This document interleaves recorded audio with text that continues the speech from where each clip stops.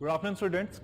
अभी तक हम लोगों को यह पता लग चुका है कि एनटीएससी एक बहुत ही ग्लोरियस एग्जामिनेशन है। एनटीएससी स्कॉलर होना इस देश में बहुत ज्यादा मायने रखता है।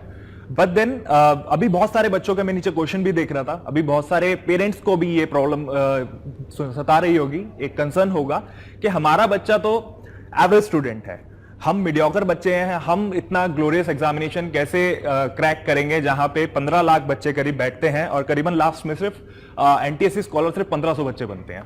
तो मैं आपको बताता हूं कि इन्फिनिटी विजन और विजन आईएएस ने जब ये प्रोग्राम को आर्किटेक्ट करा, इस प्रोग्राम को बनाने की कोशिश करी, तो सारे जो जितने भी बच्चों के कंसर्न होते हैं सबको जहन में रख के बनाया। सबसे पहले मैं बात करूंगा आपकी फैकल्टीज की। आप लोग अपने दो फैकल्टी से मिल चुके हैं, हिमांशु खत्री सर से मिल चुके हैं, रेहान सर से मिल चुके हैं। तो सबसे पहले तो जो आपके फैकल्टीज होंगे आपको मैथ पढ़ाएंगे और एसएटी पढ़ाएंगे, स्कॉलिस्टिक एप्टीट्यूड टेस्ट पढ़ाएंगे और मेंटल एबिलिटी जो फैकल्टीज पढ़ाएंगे, they are the same faculties who teach the students for civil services examination, जो कि एक ऐसा एग्जामिनेशन जिसे मदर ऑफ इंडियन एग्जामिनेशन कहा जाता है, यूपीएससी सिविल सर्विस एग्जामिनेशन के लिए बच्चों को प्रिपेयर कराते हैं, and who has already helped thousand of student to crack civil service examination. तो इस लेवल के फैकल्टी आपको मेंटल एबिलिटी और एसएटी पढ़ाएंगे, इवन सोशल साइंस भी ऐसी फैकल्टीज पढ़ाएंगे। उसके बाद आपको मैथ्स और साइंस की बात करते हैं, तो मैथ्स और साइंस में जो फैकल्टीज आपको पढ़ाएंगे वो फैकल्टीज जो बच्चों को आईआईटी की तैयारी कराते हैं, जो बच्चों को नीट की तैयारी कराते हैं, जिन्होंने पास्ट में हजारों बच्चों को आईआईटी और नीट क्रैक करने में मदद करी है। ना सिर्फ आईआईटी और नीट, ऐसे एग्जामिनेशन जैसे आपका एनटीएससी एक ओलंपियाड है, ऐसे और भी ओलंपियाड हैं, एनएससीजेएस, केवीपीवाई और पीआरएमओ, ऐसे सारे ओलंपियाड्स के लिए बच्चों को प्रिपेयर करते हैं। तो इस लेवल के फैकल्टी आपको पढ़ाएंगे जिन्होंने पास्ट में ये सारे बच्चों को प्रिपेयर करके इनको हेल्प करा है इनके गोल अचीव करने में। फिर जब आप इन्फिनिटी विजन में आकर आप विजन आईएएस और इन्फिनिटी विजन के इस प्रोग्राम को अगर ज्वाइन करते हैं, तो सबसे पहले जो चीज आपको दी जाती है वो दी जाती है, आपका एक पर्सनल मेंटर होता है। हर एक बच्चे का एक पर्सनल मेंटर होता है जो कि एक तरीके से इस ड्यूरेशन ऑफ कोर्स में आपका गार्जियन बनता है।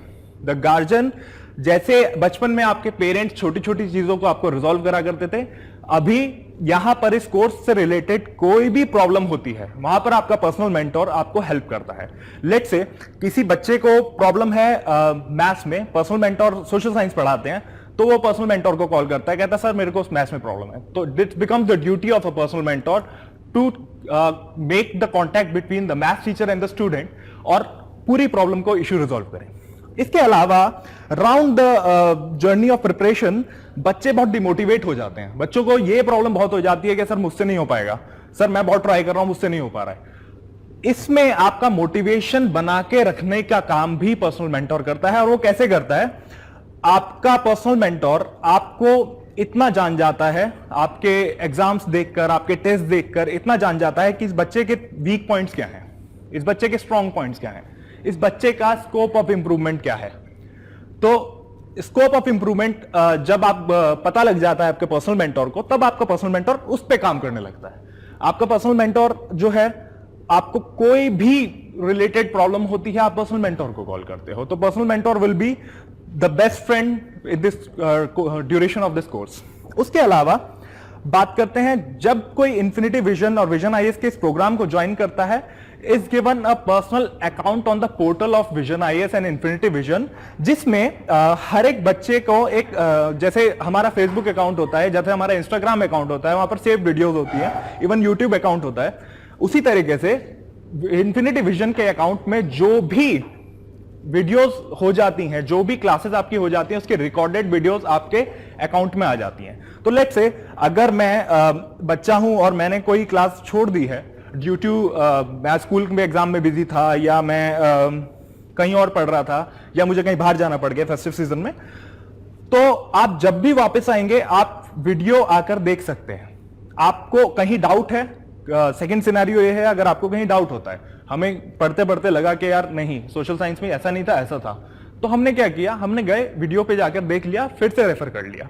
अभी जब कोर्स आगे चलता है, 4 महीने का कोर्स होता है, तो जब कोर्स आगे चलता है तो एक टाइम पे ऐसा आता है जब हम रिवाइज करने लगते हैं। रिवीजन के टाइम पे हमें रेफर बहुत करना पड़ता है, हम रिवाइज करते हैं, हमें लगता है कि शायद ये प्रॉब्लम हो गई, या फिर ऐसा नहीं ऐसा होना चाहिए था, तो हम वहां पर जाके एकदम क्लैरिफाई कर सकते हैं। इसके अलावा सबसे बड़ी चीज, जैसे ही आपका कोई भी वीडियो लेक्चर होता है उसके बाद आपको असाइनमेंट दिए जाते हैं। असाइनमेंट दिए जाते हैं, your assignments are made after years of research. आपके असाइनमेंट से पहले बहुत बड़ी रिसर्च की जाती है, बहुत ज्यादा सालों तक एनटीएससी का पैटर्न स्टडी करा जाता है। एनटीएससी का पैटर्न स्टडी करके फिर आपका क्वेश्चनर बनाया जाता है, और जैसे ही आप असाइनमेंट करते हो, असाइनमेंट करने के बाद आपका एक एक असाइनमेंट, हर एक बच्चे का असाइनमेंट एनालाइज किया जाता है। उसमें देखा जाता है कि बच्चा प्रॉब्लम कहां करता है। बच्चे ने अगर लेट से बच्चे को मैथ्स में प्रॉब्लम है, क्वाड्रेटिक इक्वेशन में प्रॉब्लम है, तो ये देखा जाता है बच्चा क्वाड्रेटिक इक्वेशन में प्रॉब्लम करता है, और क्वाड्रेटिक में भी सबसे माइक्रो प्रॉब्लम क्या करता है, तो वो छोटी सी छोटे इश्यूज जो होते हैं, छोटे छोटे इश्यूज को रिजॉल्व करके आपको परफेक्शन की तरफ ले जाया जाता है। तो इवेंचुअली जब 4 महीने का कोर्स होता है तो बच्चे का लर्निंग कर्व होता है एक लेवल पे, उसको फिर दूसरे लेवल पे ले जाया जाता है, फिर लेवल 3, फिर लेवल 4। लर्निंग कर्व से मेरा मतलब है कि लेट से आज आप 100 में से 60 मार्क्स स्कोर कर रहे हो, कल आपकी 60 में प्रॉब्लम आ रही है, 60 मार्क्स में आपकी प्रॉब्लम आइडेंटिफाई करी गई, प्रॉब्लम सॉल्व करी गई। प्रॉब्लम जब सॉल्व करी गई, आपको आपकी क्या कहते हैं, जो पढ़ने की कैपेसिटी है वो बढ़ी, आपकी परफॉर्मेंस थोड़ी सी बढ़ गई, ये 65 हो गया, फिर 70 हो गया, धीरे धीरे धीरे धीरे धीरे धीरे आफ्टर रिग्रेस प्रैक्टिस ये 80 पे पहुंचेगा। तो ये ओवरऑल जो इंक्रीज है इस नंबर में, इसे लर्निंग कर्व कहते हैं, इसके लर्निंग कर्व में ग्रोथ कहते हैं। दूसरा, जब आपका 3-4 टॉपिक्स हो जाते हैं, फिर आपके प्रैक्टिस टेस्ट बनते हैं। आपके प्रैक्टिस टेस्ट बहुत बहुत रिसर्च के बाद बनते हैं, बट देन आपके प्रैक्टिस टेस्ट में 3-4 टॉपिक्स इन्वॉल्व होते हैं, और प्रैक्टिस टेस्ट में आप लोग एक एक चीज आपकी बारीकी से देखी जाती है कि प्रॉब्लम कहां आ रही है, फिर से उस प्रॉब्लम को सॉल्यूशन की तरफ बढ़ाया जाता है, और इवेंचुअली आपका जो साइड बाय साइड आपका जो मेंटोर है वो आपकी पोटेंशियल मैपिंग करता है। पोटेंशियल मैपिंग होती है कि हर एक बच्चा कहां तक पहुंच सकता है। आपका मेंटोर ने आपके ऊपर एक पर्सनली ध्यान दिया हुआ है, आपके मेंटोर ने पर्सनली ये वॉच करा हुआ है कि इस बच्चे को, ये बच्चा लेट से फ्रीक आउट कर जाता है, कोई बच्चा है फ्रीक आउट कर जाता है लास्ट में। मैं एग्जाम वाले दिन, मैं सब कुछ सही है, एग्जाम वाले दिन मैं एक क्वेश्चन में फंस गया मैथ्स के, और मैं फिर इतना परेशान हो गया कि मैंने सोशल साइंस अटेम्प्ट ही नहीं करा, या फिर मैं उसके बाद इतना परेशान हो गया कि मैंने मैथ्स का नेक्स्ट क्वेश्चन अटेम्प्ट नहीं करा। तो जो माइनर प्रॉब्लम होती हैं, जो कि आपको एग्जाम के बाद कोई नहीं बताएगा, वो सारी प्रॉब्लम्स को यहां पर आपके मेंटोर और फैकल्टीज मिलकर सॉल्व करते हैं, सॉर्ट आउट करते हैं। फिर उसके बाद हम आते हैं कि अगर कोई भी बच्चा लेट से नवंबर आ जाता है, नवंबर आ गया, आपका एनटीएससी एग्जामिनेशन होने वाला है, उस टाइम पे क्या होगा, आपके प्रैक्टिस टेस्ट स्टार्ट हो जाएंगे। आपका कोर्स पूरा हो चुका है, आपके प्रैक्टिस टेस्ट स्टार्ट हो जाएंगे। जब प्रैक्टिस टेस्ट स्टार्ट हो जाएंगे, प्रैक्टिस टेस्ट होते हैं ऑल इंडिया टेस्ट सीरीज की तरह, जो कि एग्जैक्टली वही टेस्ट होगा जो एनटीएससी में आता था लास्ट ईयर, उसके जैसा ही टेस्ट होगा, और ये 20 से 25 प्रैक्टिस टेस्ट आप लोग टाइम टू टाइम दोगे। जब 20 से 25 प्रैक्टिस टेस्ट आप लोग टाइम टू टाइम दोगे, तो आपका हर एक प्रैक्टिस टेस्ट के बाद एनालिसिस होगा, एनालिसिस के बाद आपका फीडबैक आपके साथ शेयर किया जाएगा कि यहां प्रॉब्लम होती है, और फिर वहां पर आपके वीक और स्ट्रॉन्ग पॉइंट्स पे काम करा जाएगा। तो इवेंचुअली जब आपके वीक और स्ट्रॉन्ग पॉइंट्स पे इतना काम होता है, और 20 से 25 प्रैक्टिस टेस्ट आप देख चुके होते हो, तो हम लोग ये एक्सपेक्ट करते हैं कि लास्ट में जब आप एनटीएससी का एक्चुअल एग्जामिनेशन लिखने जा रहे हो, तो उससे पहले आप लोग कम से कम 20 से 25 बार एनटीएससी लिख चुके हो। 20 से 25 बार एनटीएससी लिख चुके हैं, आपको यह पता है कि मुझे एनटीएससी में प्रॉब्लम कहां है, मुझे एग्जामिनेशन में प्रॉब्लम कहां आएगी। आप उन प्रॉब्लम्स को over the period of time eliminate कर चुके हो, over the period of time आप उन प्रॉब्लम्स को सॉल्व कर चुके हो, over the period of time आप पूरी एग्जामिनेशन लिखने की स्ट्रेटजी में महारत कर चुके हो। इसके अलावा आपके मेंटर्स, आपके टीचर्स मिलकर, हर एक बच्चे की अलग स्ट्रेटेजी होती है एग्जाम मिल जाने की। जैसे हर प्लेयर क्रिकेट खेलने जाता है, तो हर एक प्लेयर की अलग स्ट्रेटेजी होती है, बेस्ड ऑन की मुझे क्या अच्छा आता है, कौन क्या बुरा आता है, इसके ऊपर बेस पे।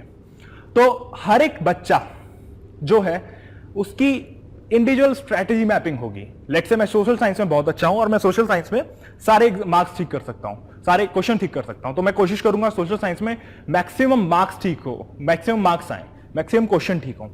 फिर उसके बाद मैथमेटिक्स में मेरी जहां जहां प्रॉब्लम है, वो हमने जैसे बात करी कि ओवर द पीरियड हमने वो धीरे धीरे धीरे धीरे रिजॉल्व कर दी।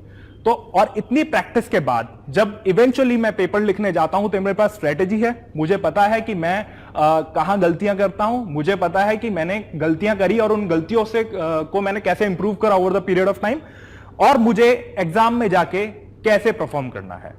तो इस तरीके से जो एनटीएससी जो एग्जामिनेशन है, जिसको हम कहते हैं कि बहुत ही बड़ा एग्जामिनेशन है, 15 लाख बच्चे बैठते हैं, करीबन 15 बच्चे स्टेज 2 क्वालिफाई, 1500 बच्चे स्टेज 2 क्वालिफाई करते हैं। इस तरीके से हम किसी भी मीडियोकर बच्चे को जो कि हमारे साथ आता है, ज्वाइन करता है और ढंग से पढ़ता है, उसे एनटीएससी स्कॉलर बनाते हैं। We did it in past, हम ये फिर से कर सकते हैं, and we are doing it again and again every year.